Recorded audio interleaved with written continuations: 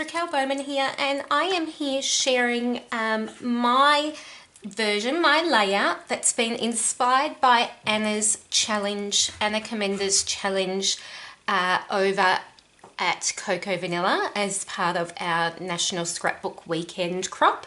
Anna created this gorgeous sketch, and I have sort of transformed my thoughts for this into what I plan to make as an 8.5 by 11. So the only thing that I've sort of pre-thought about is that I have got these cut files, which are Paige Evans cut files. One says love you and one is just a XOXO.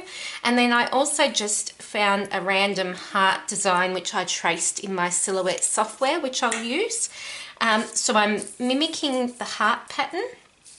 I think that my title will probably be one of these. I don't think, being an 8.5 by 11, I might be able to fit a title sort of going around the outside of the heart like the sketch, but I do want to have my photo placement in a similar place.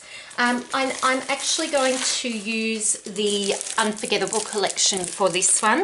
I adore this collection. I feel like I haven't played with it nearly as much as I would like to. The florals in it are beautiful and they will work so nicely with this sort of lovey themed page.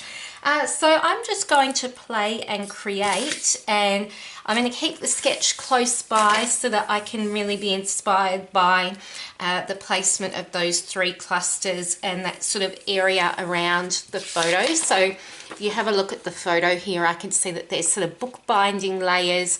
That looks like it's possibly maybe a little bit of journaling there. So I'm going to use this to sort of guide my layout, and I love creating with sketches when I have not run out of things to do, but it gives you a really great jumping off point. And if the sketch looks visually appealing to you and you can see that it's balanced and looks beautiful, then it's a lot easier to translate that to a layout. So that's where I'm going to get started, and I'm just going to play and enjoy myself. I think I'll grab some vellum out, and in the shadows here of this cut file I'll just pop some vellum. But apart from that, I'm just going to be using the Unforgettable collection and just enjoying myself. So come along with me. So to begin this layout, I decide on the papers that I am going to back the cut files with. I thought that was the easiest place really for me to start. So I've got that beautiful pink paper. I'm using the 8x6 paper pad. I love the size of these, and it means that I can do things like back cut files, larger cut files, really easily, and the designs in the paper are smaller too, which is great. So I start by backing the larger heart, and I knew that I wanted that a bit skew on the page and to come off the edge, so I wasn't bothered that it didn't fill the whole cut file. And I picked this wood grain mainly because I'm documenting a layout of Jack, and I just thought that that adds that nice sort of masculine touch to this very feminine page. And then I did get this diagonal stripe, and then I put it on and I just didn't like it. Felt like I couldn't really distinguish the XOXO against it. So I'm just grabbing a scrap piece from my stash from the same Unforgettable collection, just with that minty green paper, and I end up using that, and it just is a lot more bold and striking in the design. With the actual cut file, it has a soft shadow around the edge, as you can see. So I decide to leave that blank, and shortly in a moment I'm going to use just some vellum that I had in my stash to use for backing that shadow. And that was really nice and easy to back because basically I could stick it over the whole cut file and just trim around the entire edge because I'd already backed the colours, as you can see here what I'm doing. And then once that dried, I just trimmed around the entire thing. Super easy, and it just gives that nice soft subtle touch that I love to add to layouts. So as I'm fussy cutting around these, I will shortly work on my background piece. I did have a 8.5 by 11 white piece of cardstock selected, and then I decided that I wanted to add some kind of border.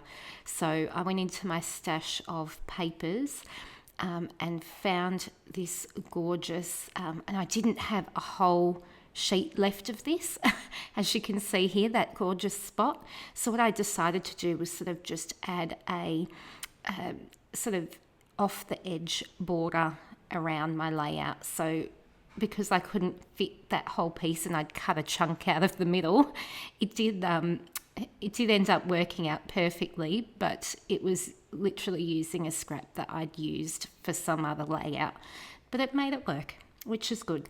So now I'm working on layers. I did machine stitch around the end of my layout as well. I'm having a heap of trouble with my ATG gun at the moment, and what I'm finding is that as I'm rolling it out, the tape is sort of bunching up around the part where it actually comes out of. I don't know what's happened. I'm using the proper Scotch tape refills, but it is really doing my head in, and I don't know if I'm time to just purchase a new one because the spring or something in it is gone wrong. But any advice, if anyone has any, that would be amazing, because I have a gazillion of the refills. I tend to stock up all the time, and now I don't need to stock up anymore. And yeah, it's just really playing up. So I have added a few layers behind my photo. Now in Anna's sketch, she had this gorgeous binding edge punch. So I grabbed out my, not binding edge punch, but binding detail of paper in her sort of layers. So I grabbed out my binding edge punch and I punched sort of a text print design to lay it behind the photo of Jack and I. And then I have grabbed out some floral ephemera pieces. I seriously am scraping the bottom of my collection at the moment. I had a packet of the Unforgettable collection ephemera, and I need more now because I've used all of the florals, all of them. And now what I'm doing is I'm resorting to using the clear stickers so that I can have some more florals in my page.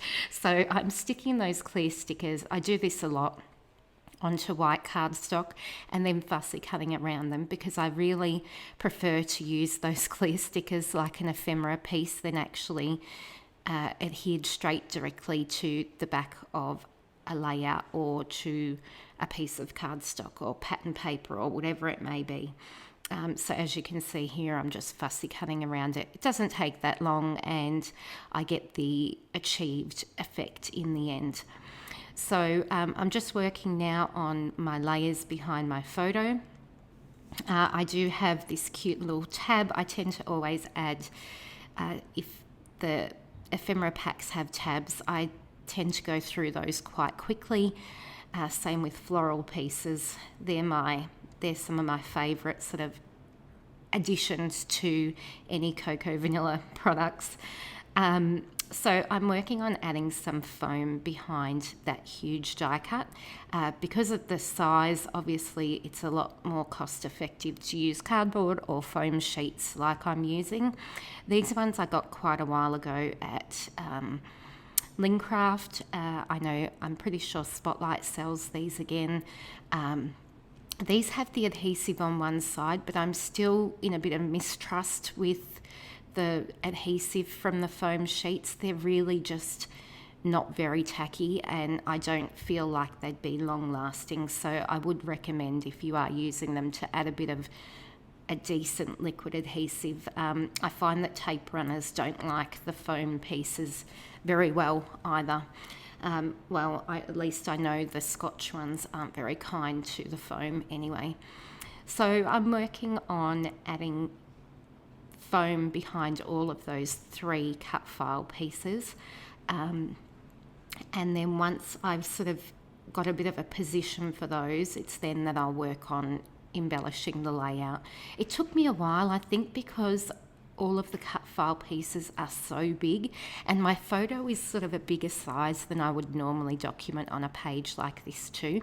It is, I think, slightly bigger than a 3x4, so it's sort of off. There's my tape again. Oh my goodness, it's sort of off balanced, or put me off a little bit with me trying to keep my layout balanced, because I did feel like it was a little bit too large. In hindsight, I could have changed it, but then I am happy with the end result anyway. I just persevered and kept going. So I'm working on some clusters. I love layering and sort of gathering those floral pieces together, popping little leaves that are in the ephemera packs out of the edge of the flower buds. And I also, you would have seen me before with the pink pattern paper that's sort of featuring behind the photo of Jack and I did punch out a few hearts. I've got it was only a cheapy heart punch, maybe from Daiso or somewhere like that, but I found I've used it a lot. It's just a really nice sort of perfect size.